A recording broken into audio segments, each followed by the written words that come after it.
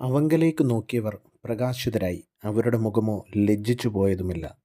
നമുക്കൊരു പ്രതിസന്ധി വരുമ്പോൾ നമ്മൾ ആദ്യം നോക്കുന്നത് ഈ ലോകത്തിലേക്കാണ്. നമ്മെ സഹായിക്കാൻ ആരുണ്ട് എന്നാണ്. അല്ലെങ്കിൽ നമ്മുടെ സമ്പത്തിലേക്കോ നമ്മുടെ കഴിവിലേക്കോ ഒക്കെ നമ്മൾ നോക്കാറുണ്ട്.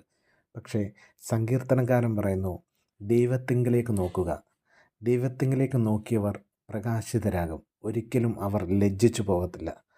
നമ്മുടെ ഈ ഭൗതിക ജീവിതത്തിൽ നമുക്കുണ്ടാകുന്ന സകല പ്രയാസങ്ങൾക്കും ദൈവത്തിങ്കലേക്ക് നോക്കുകയാണെങ്കിൽ നമ്മുടെ മുഖം എപ്പോഴും പ്രകാശഭരിതമായി മാറുന്നത് കാണാൻ സാധിക്കും. നമുക്കൊന്നിനും ഒരു കുറവില്ലാതെ ദൈവം നമ്മെ നടത്തുന്നത് നമുക്ക് കാണാൻ സാധിക്കും. ലോകത്തിലുള്ള സഹായങ്ങൾക്കൊക്കെ ഒരു പരിമിതിയുള്ളപ്പോൾ ദൈവത്തിങ്കിലേക്ക് നോക്കുന്ന ഒരു മനുഷ്യൻ ഒരിക്കലും ലജ്ജിച്ചു പോകുവാൻ ദൈവം ഇടയാക്കത്തില്ല.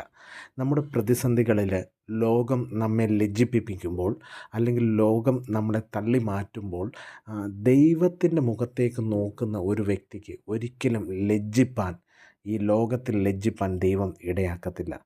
നമ്മുടെ പ്രതിസന്ധികളിൽ, നമ്മുടെ പ്രയാസങ്ങളിൽ നമ്മൾ നോക്കേണ്ടത് ദൈവത്തിങ്കിലേക്കാണ്. സങ്കീർത്തനക്കാരനായ ദാവീദിൻ്റെ ജീവിതത്തിൽ വന്നുപോയ പ്രയാസങ്ങളിൽ അവൻ ദൈവത്തിങ്കിലേക്ക് നോക്കിയപ്പോൾ അവൻ്റെ മുഖം പ്രകാശമായി, അല്ലെങ്കിൽ അവൻ്റെ ജീവിതത്തിൽ പ്രതിസന്ധികൾ മാറുവാനിടയായി. ഒരിക്കലും ലജ്ജിക്കാതെ വണ്ണം ദൈവം നമ്മളെ മുന്നോട്ട് നടത്തും. മുന്നോട്ടുള്ള നമ്മുടെ ജീവിതത്തിൽ ദൈവത്തെ ആശ്രയിച്ച് മുന്നോട്ട് നീങ്ങുവാൻ ഇടയാകട്ടെ എന്ന് പ്രാർത്ഥിക്കുന്നു. ആമേൻ.